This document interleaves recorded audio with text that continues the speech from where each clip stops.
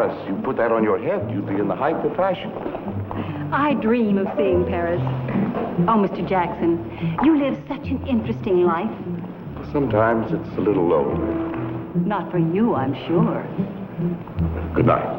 Good night.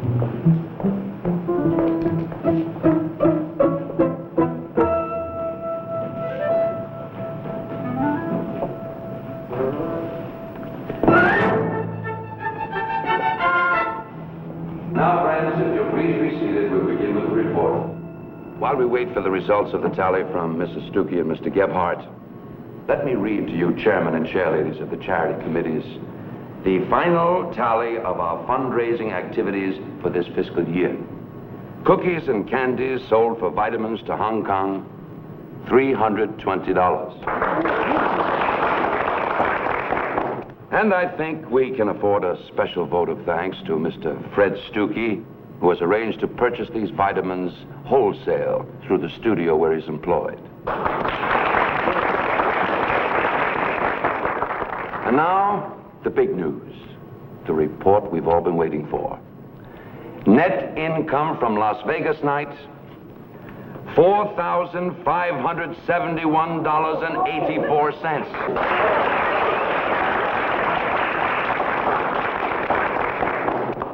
And congratulations to all who gave so generously of themselves to build this charity fund.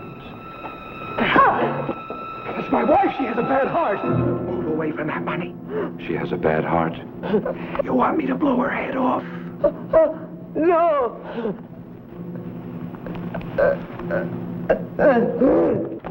Mildred! Stay there.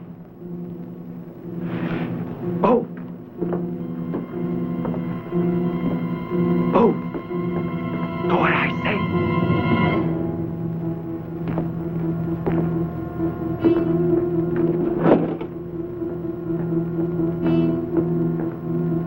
Your witnesses, all witnesses.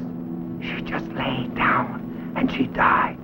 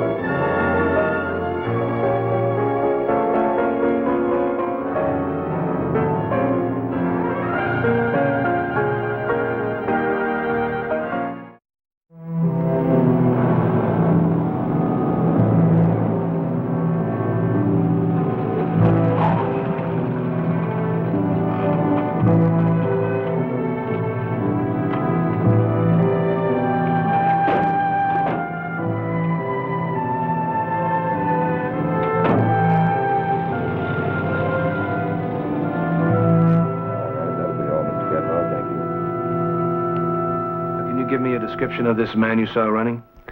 Well, he was a man about medium size, and that's all. That's all? That's not enough? It's enough for me. Ed, got a minute? Yeah. Well, thank you very much. You can join the others.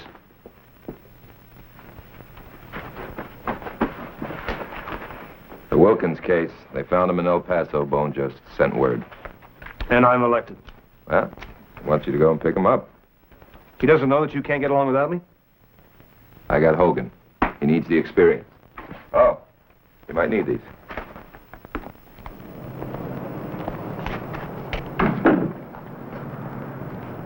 Find any prints yet? Nothing so far. Well, he didn't drop from there. See, the prints would be much closer in. Oh, he jumped. Yeah. Maybe these aren't his footprints at all.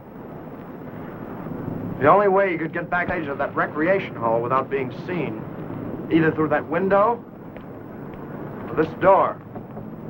And this door was locked. Well, thank you, Reverend. Of course. Let's see. Mr. Gebhardt says the man was fat. Reverend Wallace says not fat at all. As for his voice, apparently it was simultaneously deep, nasal, and a hoarse whisper. And Mrs. Keller is willing to swear the bandit was a woman. That's right. Are you criticizing us? Do you think it's Odd that the average citizen isn't able to be trained like a policeman. Well, I happen to be trained, mister. I happen to be a sound engineer.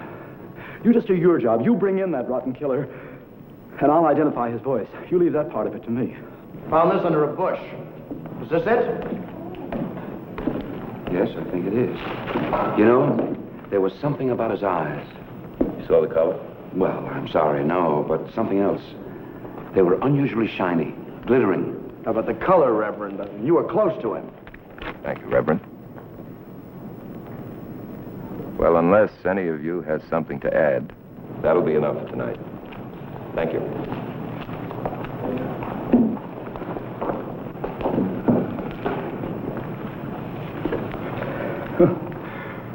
What do I do now? Go home to an empty room? Mr. Stuckey, would you mind waiting in my office for me, please? Reverend, thank you, but what's the use? She's dead.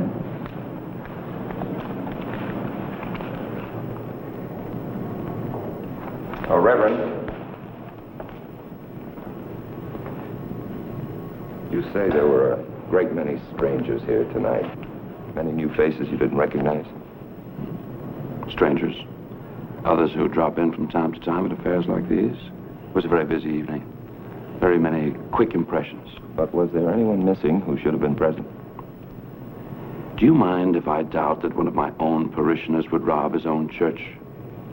Well, sir, in the past 5 years, church attendance has grown 15%. Crime in the same amount of time has gone up 36. Well, Do you think that any of these criminals are churchgoers? of course.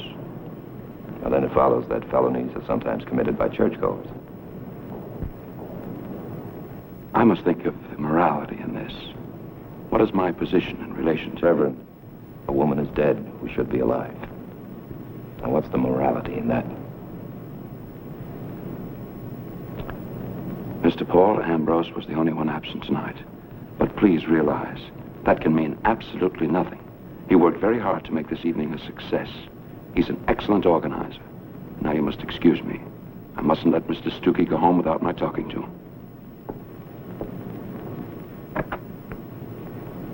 Gives the congregation an idea how to raise money. Helps organize it. Waits till the loot's in the hat. Picks it up and walks away. Down, boy. Easy. Oh, come on, it's a good theory. Officer!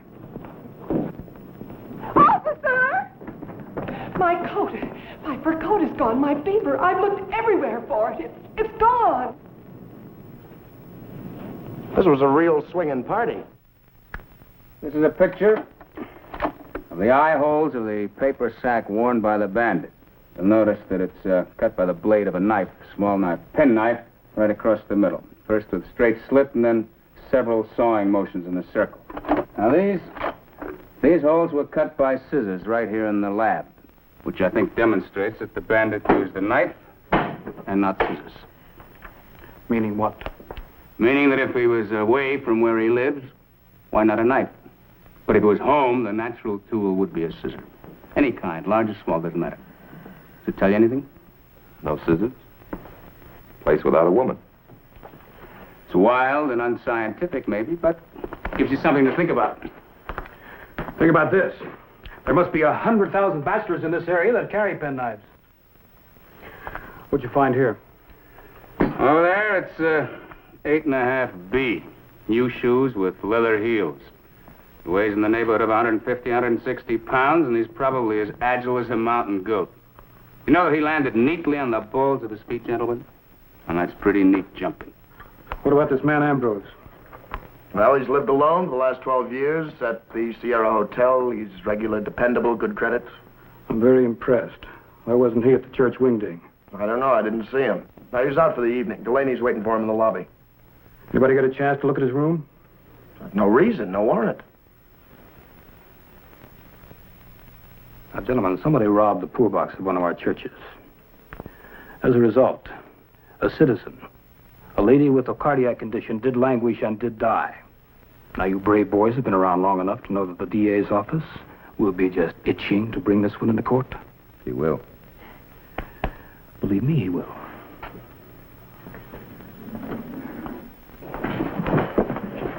Mr. Mr. Paul Ambrose is not yet home. Maybe he ate here and he's now in surgery. Your old man should have been a harness cop like mine. You, too, would have inherited a cast-iron stomach. My old man taught philosophy. Sometimes in the woodshed. That's where he was most fond of saying that our mistakes came from being over-anxious. Whack. Or over-eager. Whack. This is your way of telling me you don't go for my theory about Ambrose, right? Well, theories have to square with the facts. Like I've just been theorizing about the dead woman's husband. Just to cover every angle.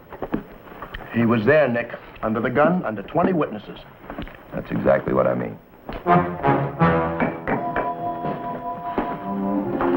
Check, please.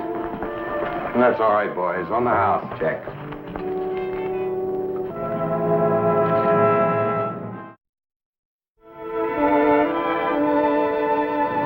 What's going on?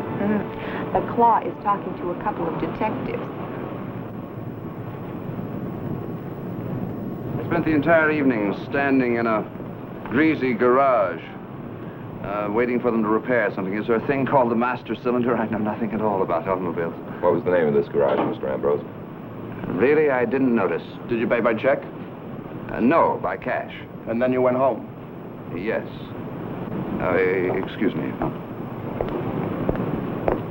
Please, Miss Smith. Gently. Gently. Yes, Mr. Ambrose. Don't be fresh with me. Yes, sir.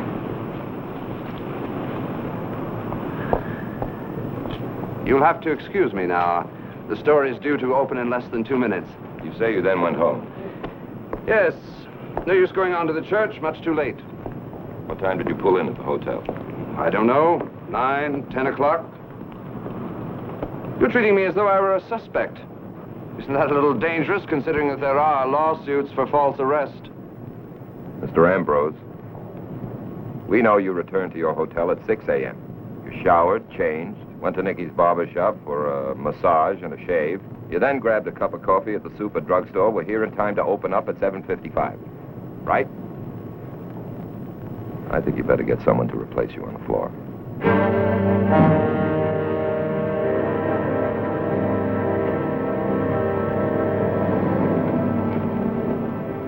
Gotcha! You almost didn't find me, Gramp. Eddie boy, never try to hide from an old Secret Service man. We'll track you down every time. Told me you were a submarine commander. Huh? Oh, well, I was, but that was during the war. The Secret Service came after that. That box you left at the house. I bet it's full of secret documents. That box? No, Eddie, that's a fur coat for your mama. She's going to look beautiful in it. Well, where we go today? To the zoo? The planetarium? Let's go to the zoo, Gramp. Will you buy me some popcorn? Well, maybe we can buy one bag. What do we got here? Gee, I almost forgot. Mom told me to give this to you. Well, what do you know? We're going to have all the popcorn we can carry. And hot dogs and ice cream and peanuts. That's wonderful, Gramps. Eddie boy, you have the most wonderful mother in the whole world. There's the bus. Let's go. Will we see lions and tigers and elephants? Well, Mr. Grizzly Bear.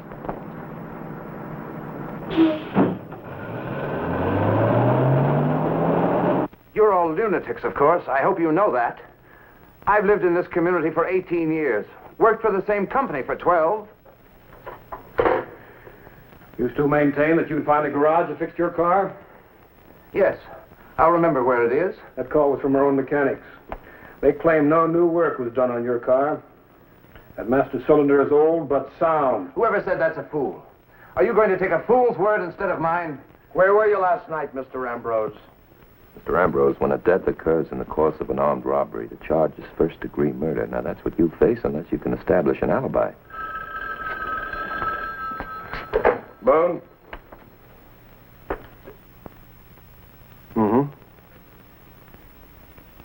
Okay, thanks.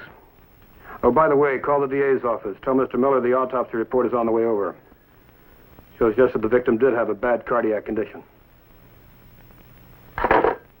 Poor Mrs. Stukey. Poor woman.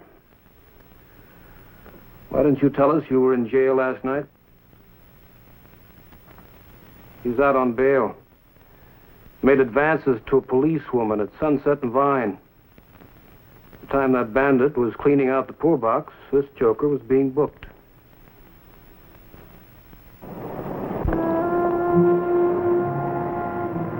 Broker! Broker George! Let me give you a lift.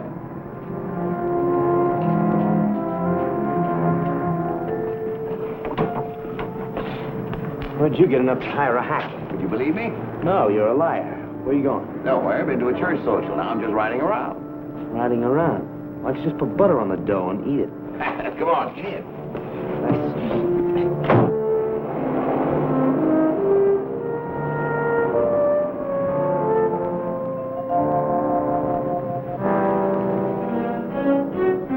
All right, where did you get it? Like I say, I had a 3-horse parlay at Santa Anita. How did you ever hit a 3-horse parlay? I never did. Oh, why don't you never stop lying? Like that medal. Everybody knows you boosted that medal or bought it in the hock shop. Why'd you just say so like a man? You've got a bad liver, Broker. Do you know what a lady friend once told me? Oh, now he's going to bend my ear about his lady friends. And those overaged battle wagons he picks up at all the churches. What do you mean, pick up? They're respectable, lonesome. So once in a while, they do me little favors, like slip me a little present, try to make me think I ought to get married again. I feel good, they feel good. What's the harm? Say, you get around to practically all the churches, don't you? Just the ones who have socials.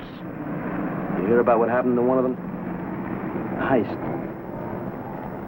Yes. Terrible thing, robbing a church. How'd you hear about it? Like you. Somebody mentioned it. Uh-huh. I will lift up mine eyes unto the hills, from whence cometh my help. My help cometh from the Lord, which made heaven and earth. He that keepeth thee will not slumber. The Lord is thy keeper.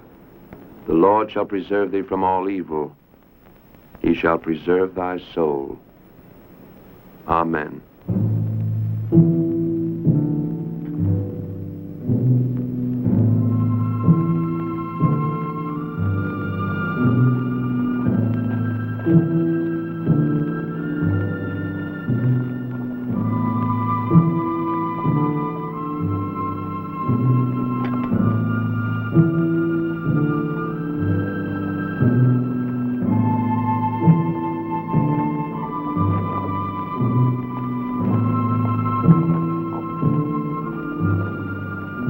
God bless you, Fred. I'll see you tomorrow.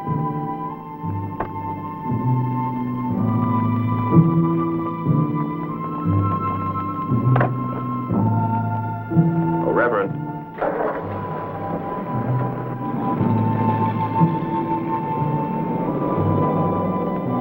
You gentlemen are everywhere, aren't you? It's all part of the routine.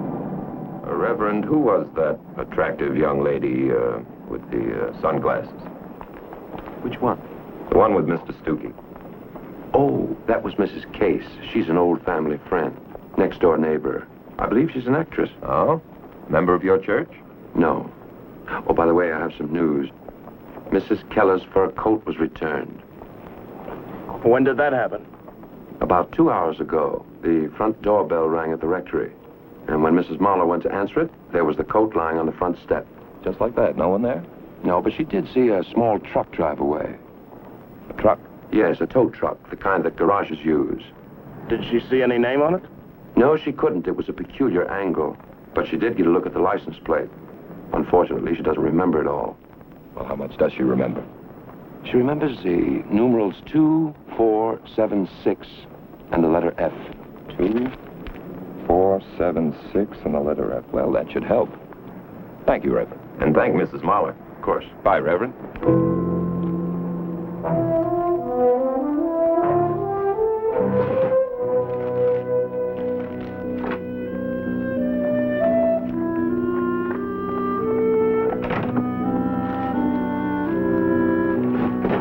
Ed, you know we got thieves in this office? Thieves? Now, is that nice? I left 2 packs of cigarettes in that drawer. Oh, I forgot to tell you. Kirby borrowed them when he took off for El Paso. Borrowed them.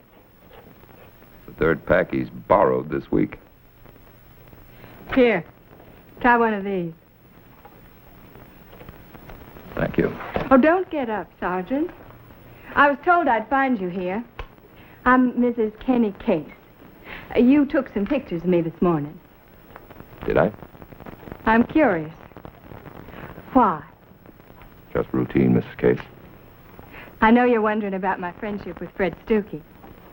Am I? Well, you weren't taking those pictures for your family album. Now, what do you want to know about me? Well, how long have you known the Stuckeys? Well, I've been their next-door neighbor about 3 years now.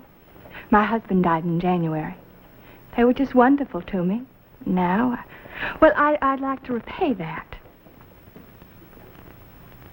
Yes. I'm sure he misses his wife very much. He does. Terribly. And if I can help him now in his hour of sadness, I certainly want to.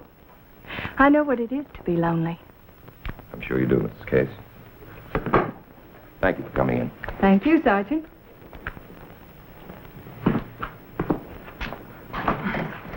Oh, if you want any more pictures, I've got dozens of them.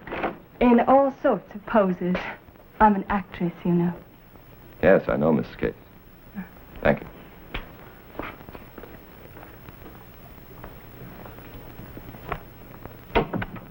Well, gentlemen, what do we do for action? Lieutenant, there's no one left. Sure there is. Who? The man who committed the crime? You know what your old man would do now? Yeah, he'd start all over again. Without any gloves on. He'd be mad. He'd kick over every garbage pail in town. He'd pull the stuff apart until he hauled that hoodlum out. Phone. Okay, let's have it. Harold Wagner, 2 Gs. License number VCF 2476. Okay, thanks. Motor Vehicle Bureau says this is the citizen who returned that fur coat. VC 72476. We'll check it out. Lieutenant, there's no one left.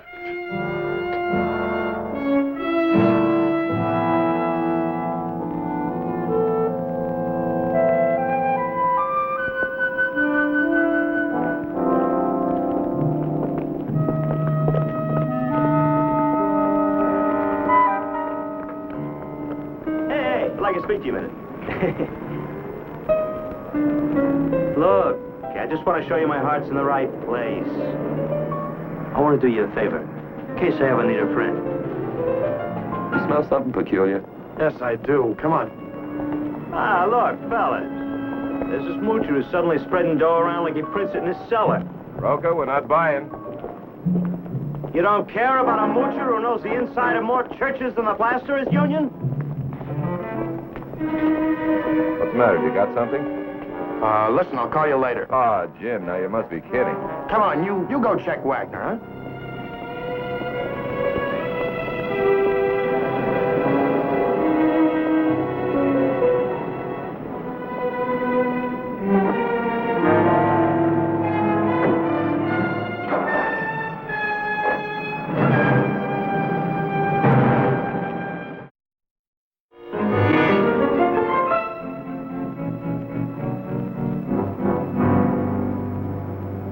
Look, I told you, I found it in the men's washroom. That's all there is to it.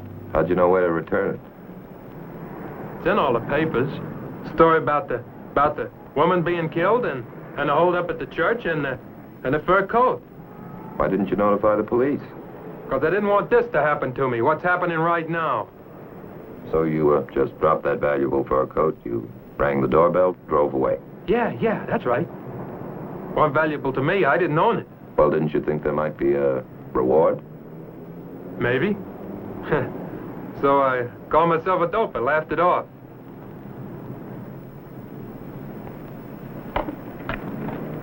Wagner? That's with 2 Gs. Yeah, 2 Gs. Well, thank you, Mr. Wagner. You've been very cooperative. If we have any more questions, we'll know where to find you.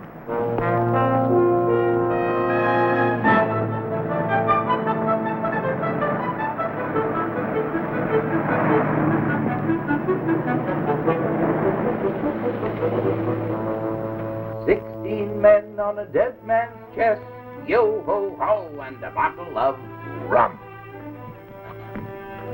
Want to hear a story about pirates, Eddie? You know, many years ago, your grandfather was cast away on Madagascar. Had to fight cannibals.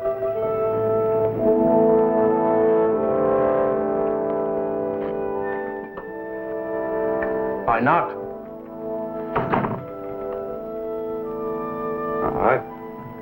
I know you. I've seen you driving around. I know you, Ansi. I just checked your record. 19 arrests in the last 10 years. 12 convictions. Everything from vagrancy to soliciting funds without a license. Bunco, shoplifting. 7 counts of petty larceny. Hey, no wonder you have so much money to spread around. Well, you had a 3-horse pile at Santa Anita. You're lucky.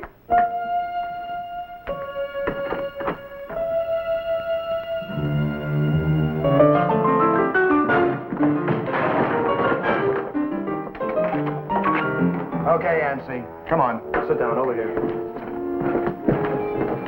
And stay put.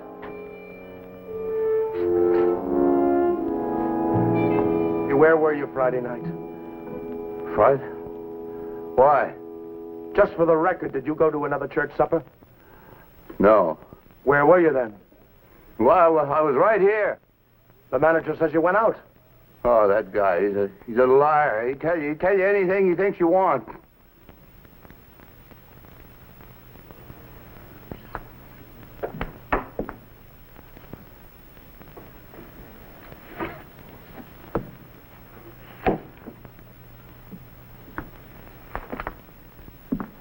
You collect these? Well, like anybody else, throw stuff away. I guess you know the inside of more churches than practically anybody, don't you, Ansi? Is there suddenly a law against going to church? I hope not. So I make it to these blowouts and pay my buck, $1.50 like anybody else. Who's counting if I slip a roll or two in a paper sack and take it home for breakfast? You know why I do it? Because that money goes to charity. It was charity money that was heisted Friday night, and a first-degree murder rap went with it. Well, I don't know what you're talking about.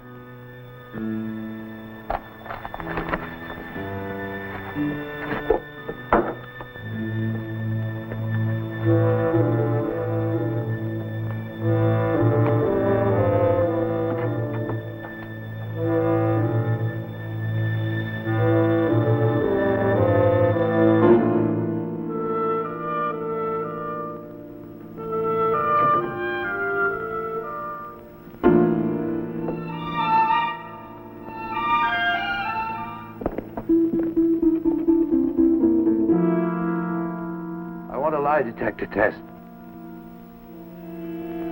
Well, there's the same trademark on the bandit's mask and some of the sacks in his closet. There's a penknife that might have made those eye holes. And a junk store pistol. Serial numbers are filed off. And there's evidence of the original barrel being replaced. Yeah, it all fits. Thanks, Doc.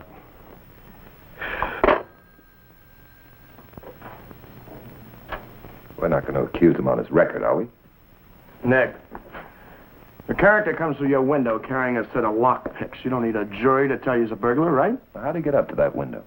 You don't have to be an acrobat to get through a window. Jim, this man could not have committed an armed robbery. I'm convinced of it. Now, what about the gun? Well, he lives alone in a rough world. He knows how to use it. Pentagon says that medal was really earned. It's his asking for the polygraph test that bothers me. Now, would a guilty man ask for something that might get him in the gas chamber?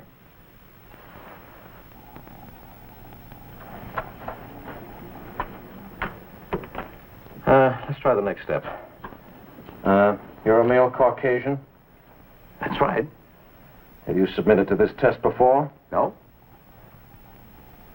Positive? Absolutely. Are you telling me the truth? Why not? Just turn around and answer yes or no. Yes.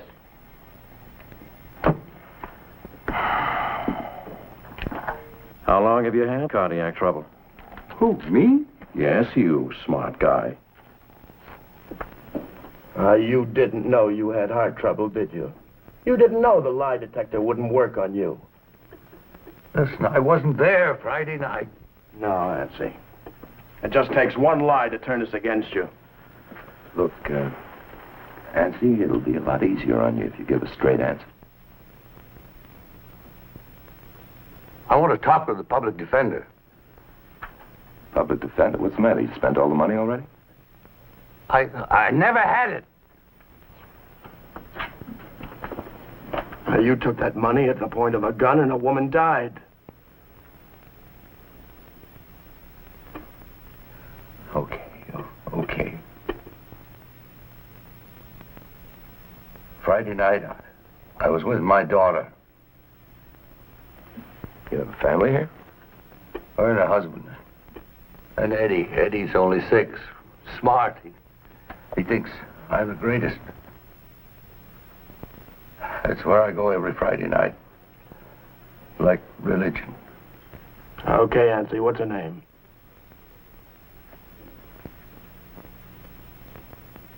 Now, come on, Nancy, you're doing fine.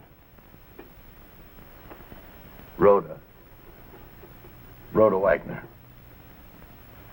Wagner. Is that 2 G's or 1? 2.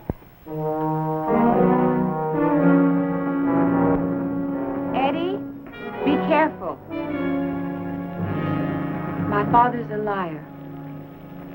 He can't help it. Some people are happy, some are sad, some tell lies. He tells wonderful ones. They don't harm anyone but himself.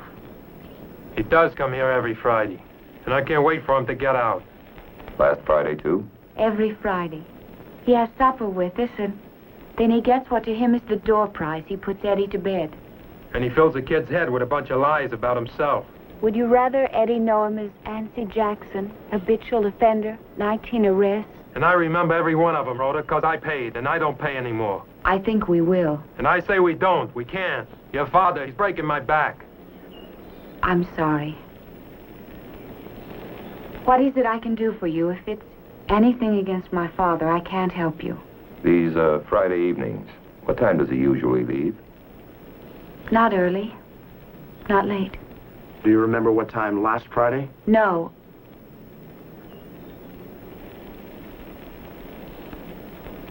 Hal, he's a baby, as much a baby as Eddie is. Look, if he's innocent, we can't hurt him. If he's not, I don't want Eddie spending every Friday night with a thief, a killer. He's my father. And you're my wife. I don't want you to get arrested on his account, not if I can help it.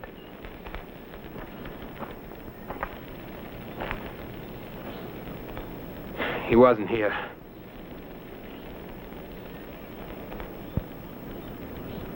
Eddie! Come in the house.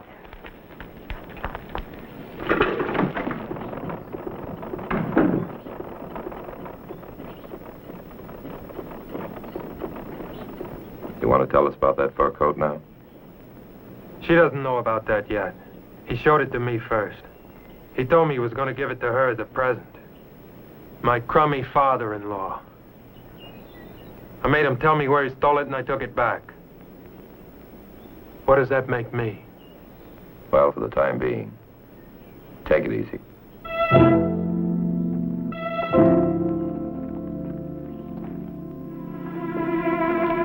All right. We placed him at the scene of the crime. The witnesses did that already. The coat's only a clincher.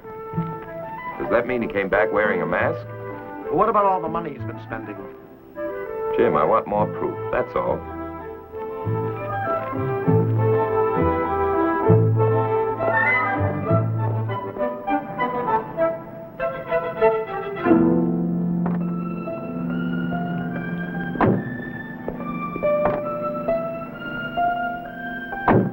Then Jim buys a tip from this broker, George. We start going down the line, ignoring any other suspect. Not true. Concentrating on this one. It's like statistics when you're determined to make them prove something. Now, let me repeat. I don't say he's innocent. I just don't feel he's guilty. Well, I feel that he's guilty. What about the evidence? Simmer down. What do you want from Jackson? A confession? He's a pro. He won't talk. I want something that gives him away. Anything. DA won't mind one bit. He tried to escape on me. How about that? Any two-bit attorney can prove he had the fur coat on his mind. Nick, if he tries to escape again, will you quit arguing? Set it up. Take the shells out of your gun. Let him get close. Now get. Oh, gentlemen. Don't lose him.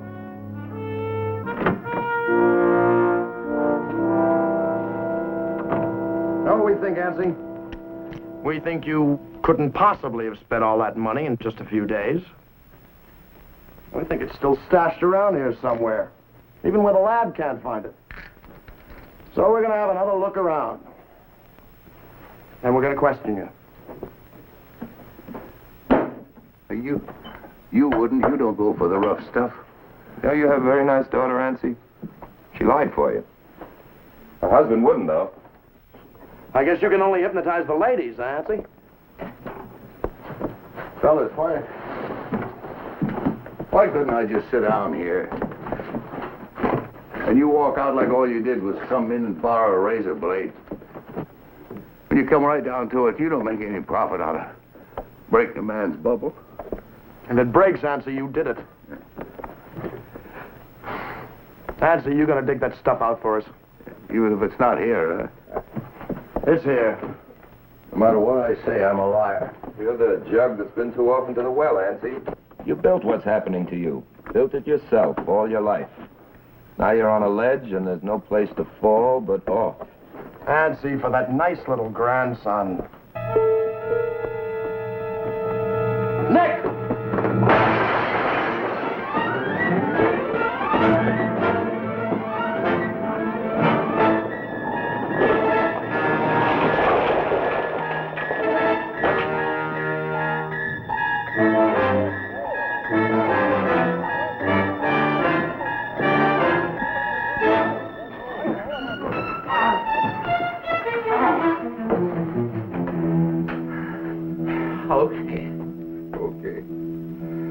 Okay.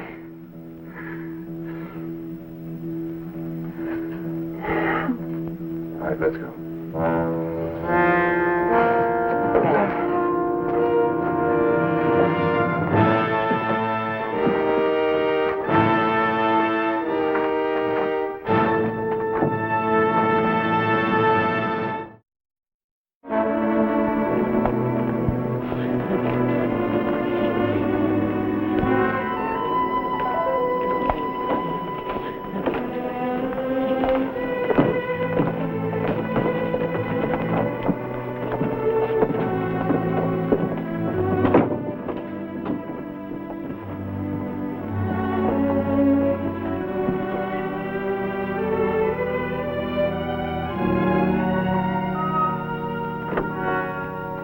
Everybody rise.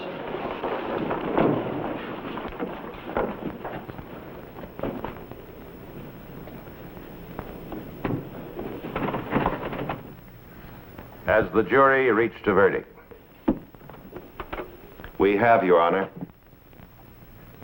Will the defendant please rise and face the jury?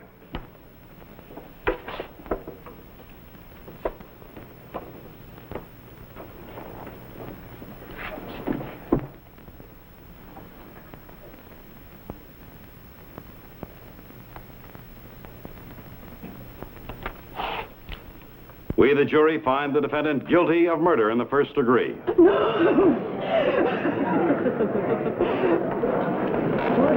Congratulations. This isn't the end yet, Mrs. Brown. It's not over.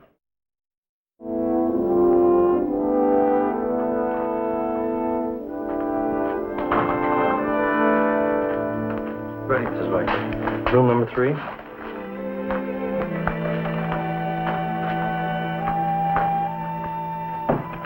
Hello, Rhoda. Hello, Pop. Do you need anything? No, I'm fine. Does Eddie know? What does he say about me? Oh, Pop, he's only 6. Are they trying to make you sign anything? Think I can't take care of myself? Think your worthless old father been in jail all those times, don't know how to take care of himself? That's exactly what I think, or you wouldn't be in jail now. And if it costs me my home and my marriage and my sanity, I'm going to get you out. But believe me, never again. Pop, you're not listening to me. John Eagan, the big lawyer. You want to hear something, Rhoda? You know, several years ago, he needed somebody to talk to. You know me, I could have been a lawyer myself. When we went out on this bench, Pershing Square, he started to tell me about this big case he's handling. I don't know what's the matter with you, Pop. I don't know. I think it's some kind of sickness. Yeah, don't worry about it. Up in San Quentin, they've got a quick cure.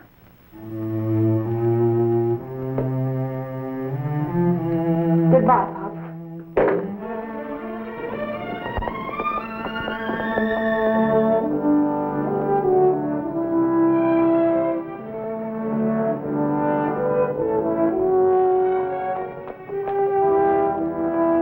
Mr. Eagan?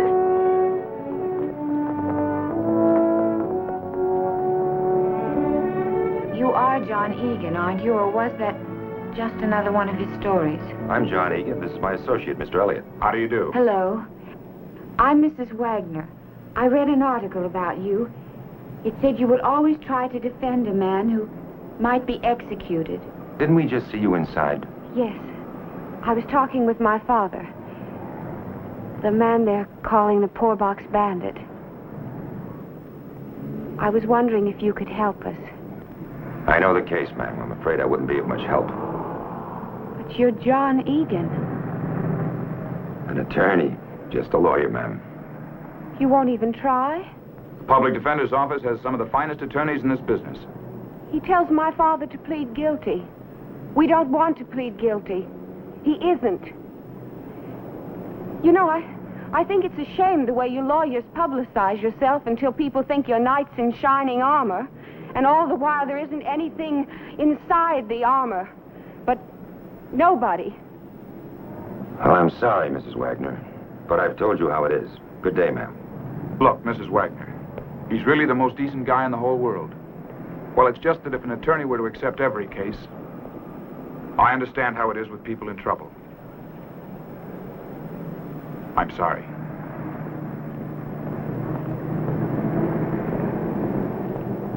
Rhoda. Don't you talk to me. I've got nothing to say to you. Rhoda, listen. You're my wife. We got a kid. Now, what about Eddie? My father is sick. He's a baby. And anyone who won't help him is... Is what, Rhoda? Oh, just leave me alone.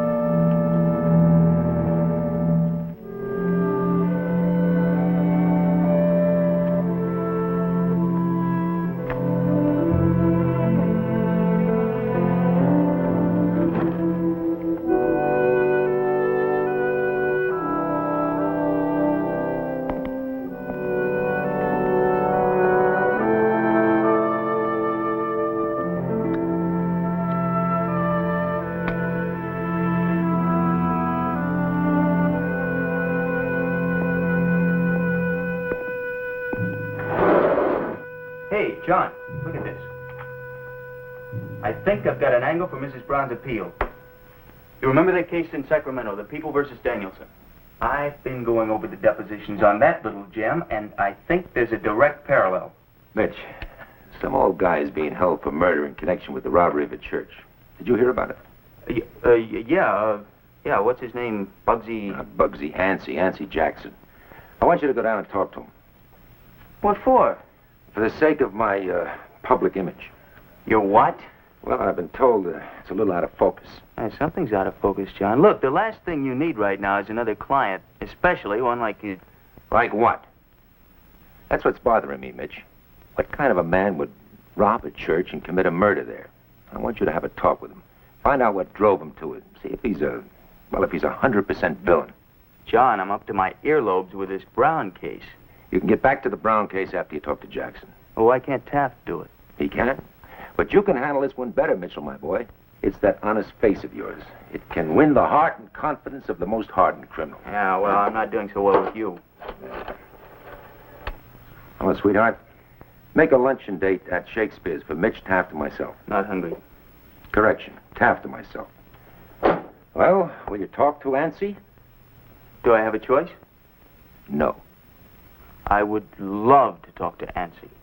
Thanks, Mitch. I'll bring you back a salami sandwich. On rye. On rye.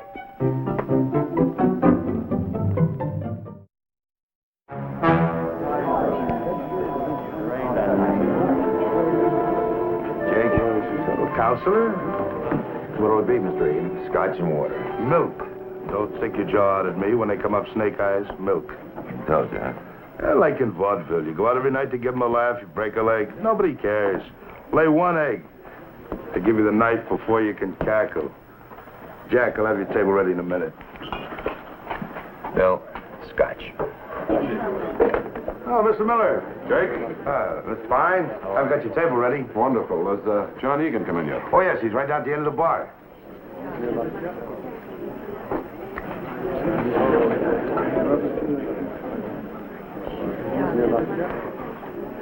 Two Scotch and soda, please, and freshen up these drinks, please. Well, come on now, Mr. Eagan. I take it better than that when you beat me.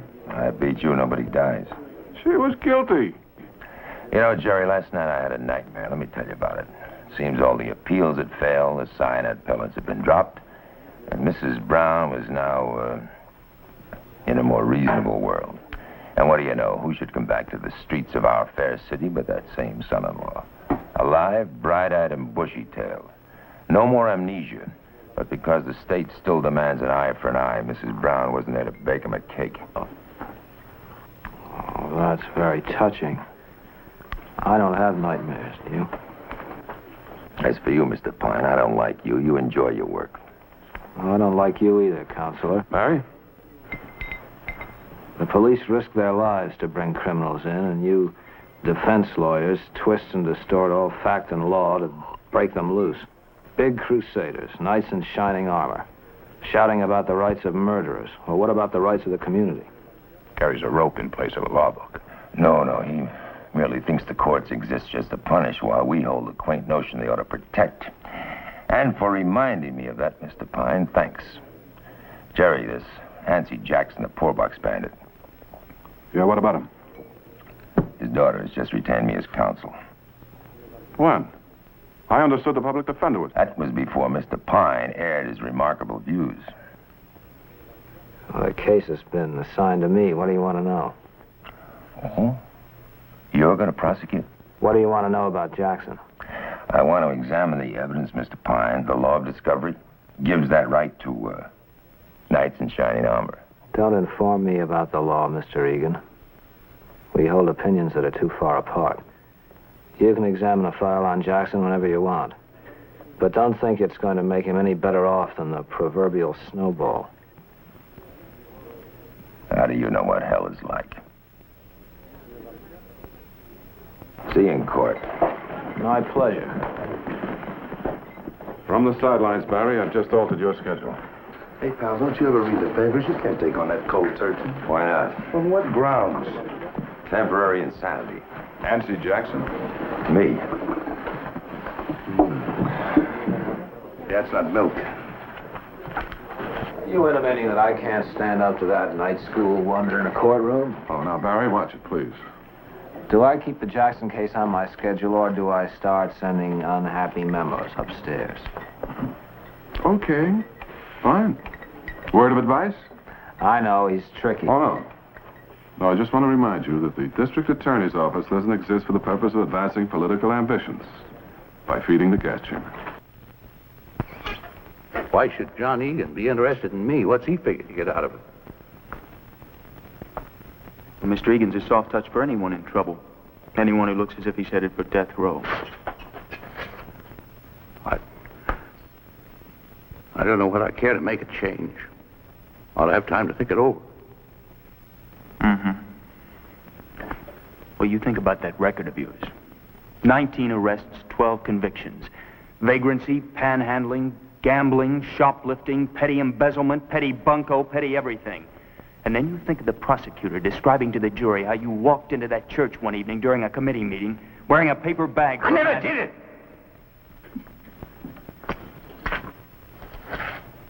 Nothing going to happen to me. A war hero, military medal. They never execute a war hero. War hero? War hero? You sure you talked to Nancy Jackson? He's a 60-year-old infant, John. His lies are more real to him than his own life. In other words, he needs help, huh? Yeah. He needs help from a psychiatrist. Well, a psychiatrist won't do him much good in the gas chamber. And I'm not doing Mrs. Brown much good. All right, but you get back to Mrs. Brown. Taft and I'll take care of Nancy Jackson.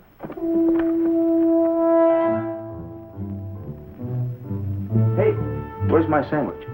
Oh, they didn't have salami. I brought you bologna. On white. Thanks a lot, pal.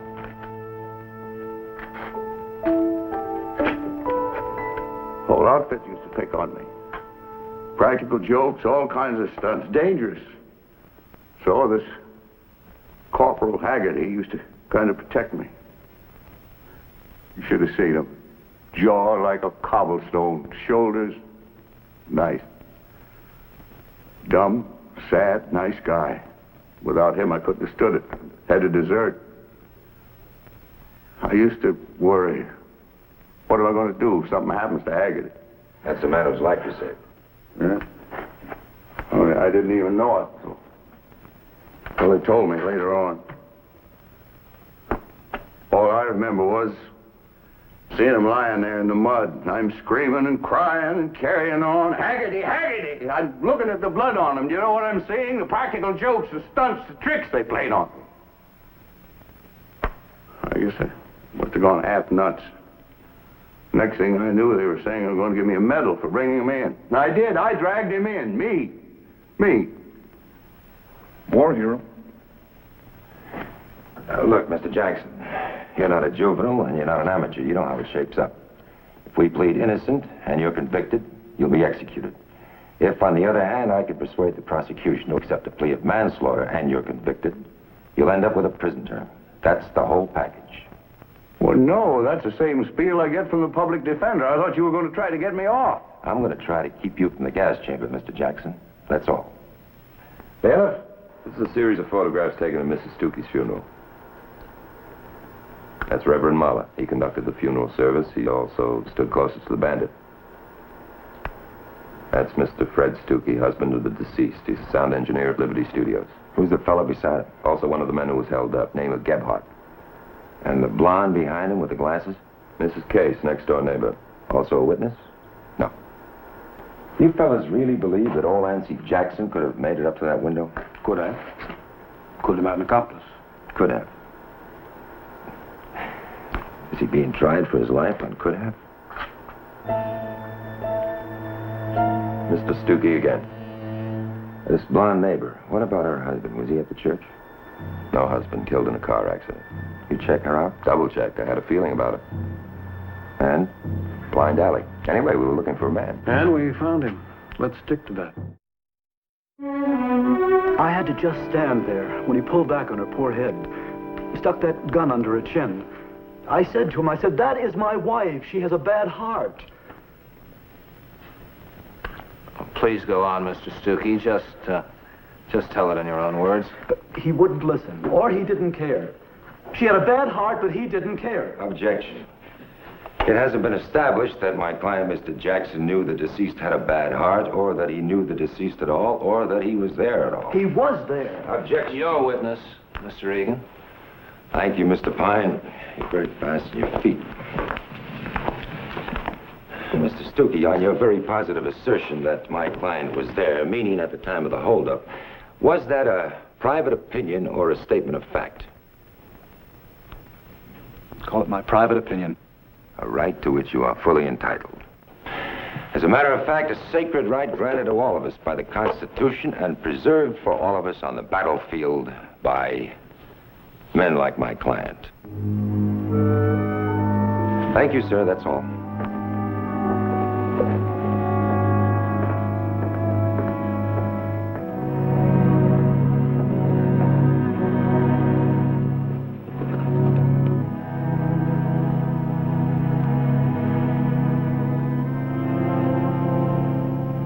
had a narrowing of the coronary arteries. Under the influence of shock, these arteries go into spasm, thereby further depriving the heart of blood. Now, this produces what we call a ventricular standstill, a stoppage of the heart. Now, doctor, in your opinion, if Mrs. Stuckey had not been frightened by that bandit, would she be still alive today? No, that would only be a guess. But an educated guess. Well, then yes. I think the fright killed her.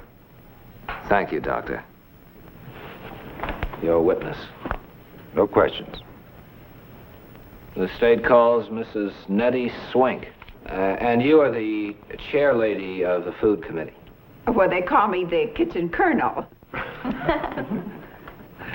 Now then, Mrs. Swink, have you ever seen the defendant before? I mean, before this terrible crime was committed and his picture was in all the papers? Yes, several times. Where? Well, at the church supper. He told me he was a stockbroker. He told me he was a civil engineer. I think it was at the last church supper. He told me he did special work for the FBI. If it please the court. Mr. Eagan. Your Honor, 15 witnesses from 10 churches have shown us that Mr. Jackson has discovered a method of eating the best food in Los Angeles for the least cost, that he keeps a schedule of picnics, bazaars, church suppers, that for $1 to $1.50 he feeds like a hippopotamus. But what does the state hope to prove by drumming this into our ears?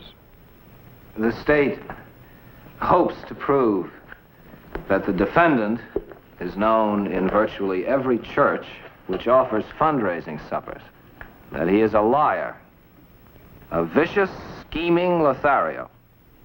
Now, Sergeant Hogan, when you went to my client's place of residence to question him, did you have a warrant for his arrest? I did not. But you had already decided to arrest him. Objection. Sustained. I beg the court's pardon. Had you decided to arrest him? I hadn't even talked to him. But that's all you wanted to do at that moment. Not necessarily arrest him, just walk in and talk to him. Yes. So you walked in? First I knocked. First you knocked, and second you walked in. That's right. Well, at last we're inside.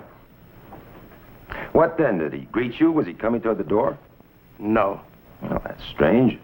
My client is known as a very gregarious man. He seems to enjoy company. He didn't hear me knock. He didn't hear you knock, so the police just simply barged in. I didn't barge in, I walked in. Semantics, Sergeant. You entered the premises. Yes. Without a warrant. That's right. To interrogate my client, whose name had been given to you by an informer. But there were other circumstances. A reliable informer? A reliable informer, Sergeant, is one who has informed successfully before. That is, information he has given has led to the securing of a conviction. I think you could call this joker reliable. What was his name? Sergeant Hogan. Do I have to answer that, Your Honor? Sergeant, if the police enter a man's castle upon information supplied by an informer, they must name him. And by your own testimony, you did enter. Your Honor, to name an informer undermines law enforcement, possibly endangers a man's life. My client's life is in danger, Mr. Pine. Sergeant, what was the informer's name? George Albertson. Broker George? Broker George. Broker George, all this fuss. Sergeant, when you decided to arrest my client, when was it? The beginning of April. Oh, same day you got your information from this Broker George? Yes. Beginning of April, you say? April 1st, to be exact. And it never dawned on you? That the 1st of April, All Fool's Day? April Fool? What do you... Never mind, Sergeant, that's all. Your Honor, I won't even ask the prosecution to produce this man. Your Honor, the prosecution is entirely willing to produce him. Counsel just said that won't be necessary. But the defense has made certain implications. Court will recess until 10 o'clock Monday morning.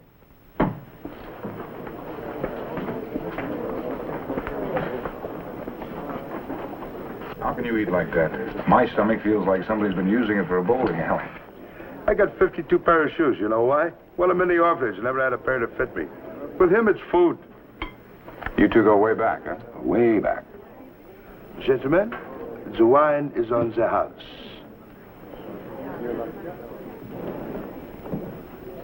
Can I help you? I'm looking for Mr. Eagan. Quarter booth. Thank you.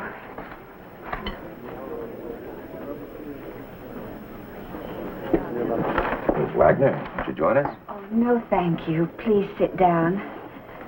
I saw you come in. Mr. Eagan, do you think we have a chance? I'd say the prosecution thinks so.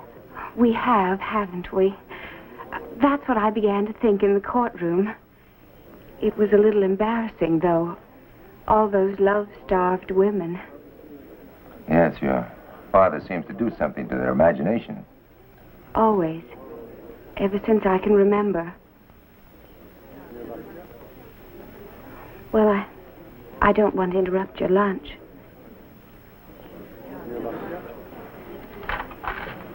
Hearty appetite. Well, squab, wine. Oh, Barry, we're working the wrong side of the street. This is where the good living is, among the defenders of the damned. Gentleman making a poor mouth is probably the richest deputy district attorney in the United States, as well as the most incorruptible. Thank you. If only he had a heart. Heart? Oh, you mean, the sacred right guaranteed to us by the Constitution and defended for us on the field of battle by men like my client. I believe Mr. Eagan means the capacity for tears. Oh, yes, tears, the wet stuff. H2O and sodium. Is that what you're going to use next? Is that all tears mean to you, a chemical formula? Tears, old man, are the weapons of the defense. The prosecution doesn't need them. Mr. Pine, I propose a truce in a bargain. Well, I'm always willing to listen. Well, if you'll consent to modify the charge from first degree to manslaughter, I'll persuade Jackson to confess. He'll have to go through psychiatric examination while he's being processed for the penitentiary, and that's where he can be buttoned down and held indefinitely for mental care. Isn't that more decent and practical than executing him? Decent? Maybe, but practical. No deal.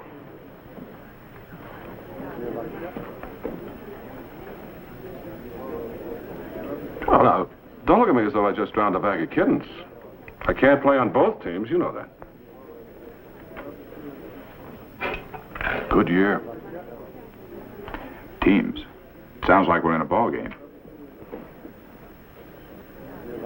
Speaking of games, look. The real clinging type. Like a python. Bob, what would happen if we suddenly reversed ourselves? If instead of just saying Jackson's not guilty, we began believing it? Do you? It'd make a whole new ball game.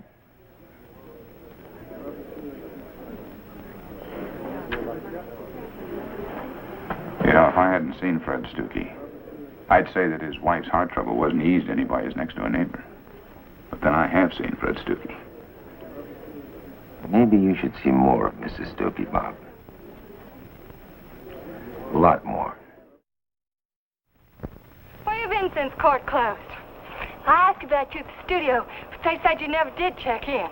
My lawyer, my accountant, inheritance taxes. You know anything about inheritance taxes?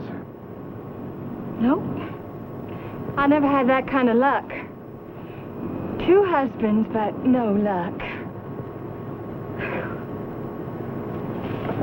You never did tell me how they died. Well, didn't I never?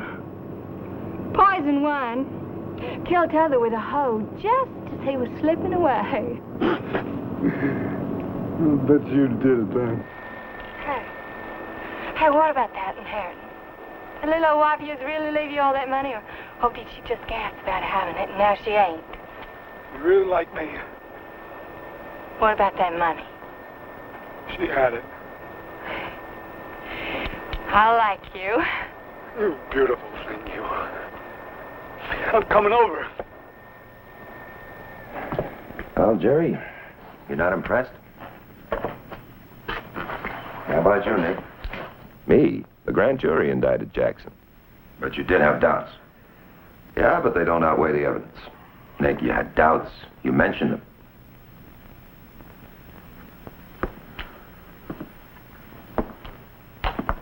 That's right. I I thought, what if this Jackson were hired to do it? Not really for the heist, but to get rid of a wife who was in the way. It's been done before. Look, we all thought about it.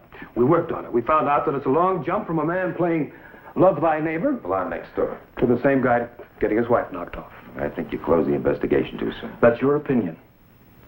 Nick, this Kenny case, what's her job? She's a stunt woman in the movies. Now, I don't want to seem obvious, but stuntmen and women have a unique ability for crawling up and into difficult windows. Come on, Jerry, it works. Oh, it works, yes. But it doesn't prove. Now, this film of yours was shot yesterday. A lot could have happened since Mrs. Stuckey died. I can deliver on this. Maybe. All right, what do you want from me? Another crack at Stuckey, this time with a few rules suspended. Forget the word objection on Monday. You want a license to steal? That's right, but I need your help.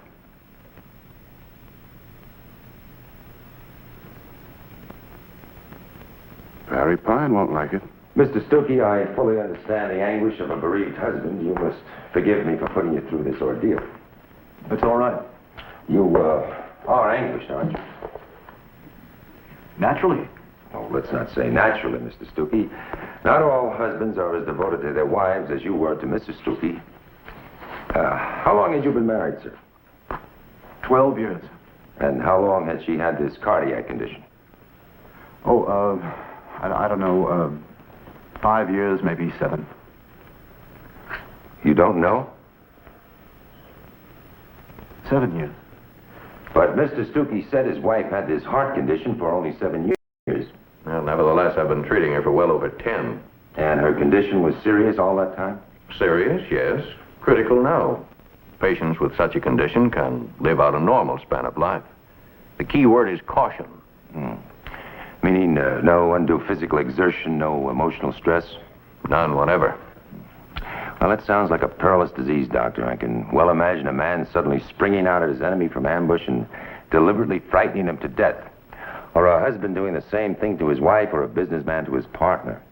Murder without weapons, without even touching the victim. Could that be done, Doctor? Well, I don't read detective fiction. But we're discussing an actual case, Doctor. A woman whom the state contends was frightened to death, while Mr. Stuckey sat there along with 20 other witnesses. Objection. Sustained. Mr. Pine? No questions. Dr. Wall, you've been very helpful. Thank you. You may step down. Your Honor, with your permission, I'd like to recall Mr. Fred Stuckey to the stand. Mr. Stuckey.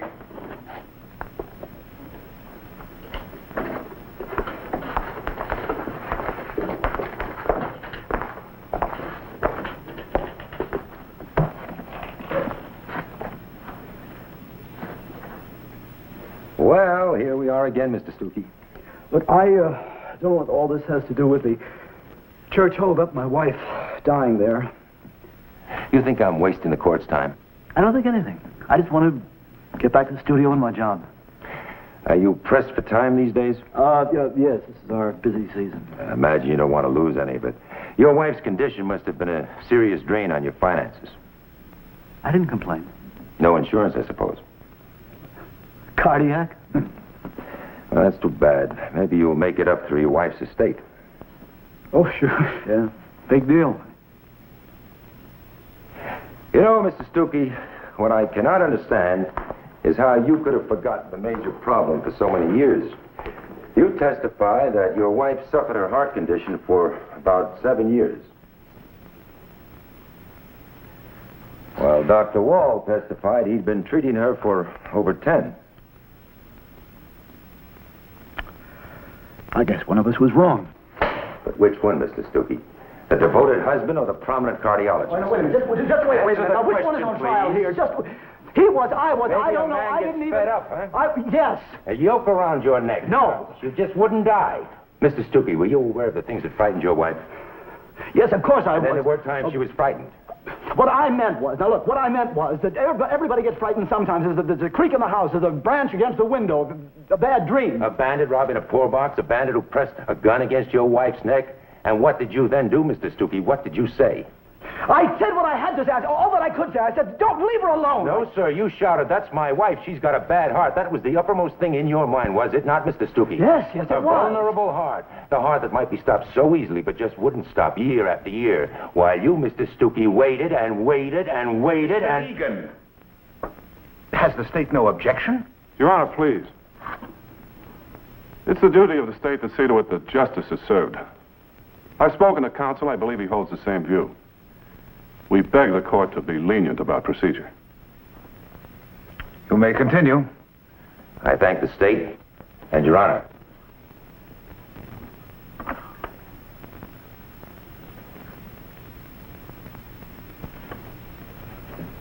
That'll be all, Mr. Stuckey.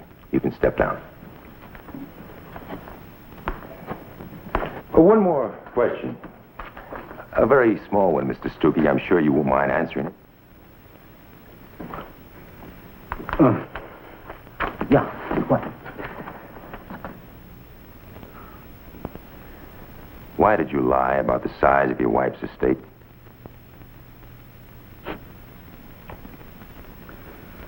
I don't remember telling any lies.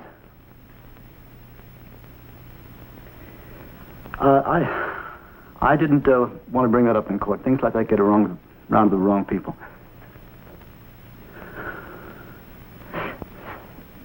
Look, why shouldn't I inherit something, hmm? It's only paying me back. All the years of the money that I spent. She was always sick. The money... I never had a chance to save anything.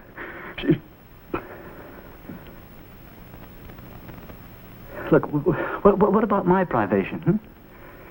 A man is still a man no matter how sick. The money, it's just money, that's all. I spent plenty of my own money. I've got nothing to be ashamed of. I'm telling you, there were years of the money that No, I've got nothing to be ashamed of.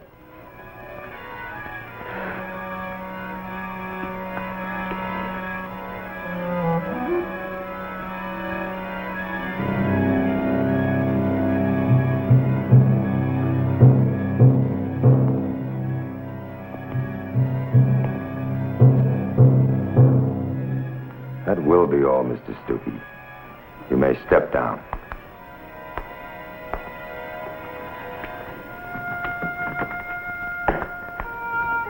Now, look, Judge, this man made remarks about me. He made damaging remarks about me. The witness has been excused.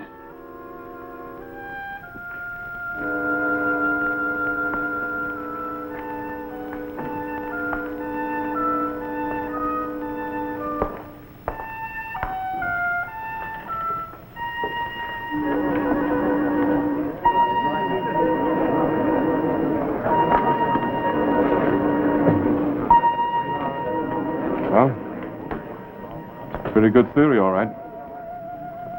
But it still doesn't prove that Jackson wasn't the bandit.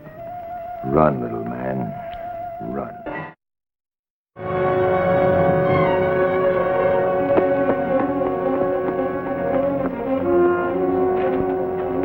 Where'll we go? I don't much care where you go, Rabbit Man. I'm gonna go me someplace a whole lot healthier. You don't care? What do you mean you don't care? You put me up to it. You had me so that my knees were bleeding from praying for her to die. You prayed, Rabbit Man, but I done it. I got dressed up and I climbed in there and I done it. What is the difference? We're partners. You got any money? All we'll ever need, her estate. You ain't got it in your pockets. What you got in your pockets now? That's what you got me into this for, wasn't it? Money. That's all you care about. Not me, just money. You ever take a good look at yourself, Rabbit Man? Shut up! Oh, you are bad luck, Rabbit Man. Yes, you are real bad luck. All right, man. go on. Go by yourself. I don't care because I don't need you. I don't need you. I don't need anybody. But you're going to need me. You're going to need me real bad.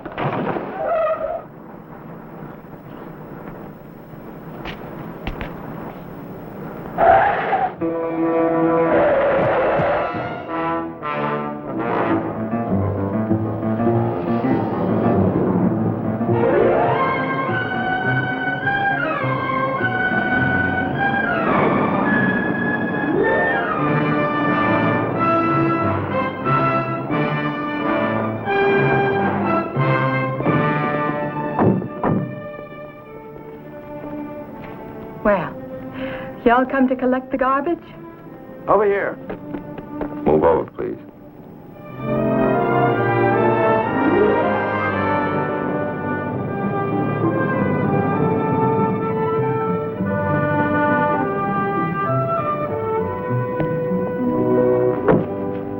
Well, Mr. Eagan, thank you for the lift, and thank you for all your efforts on my behalf.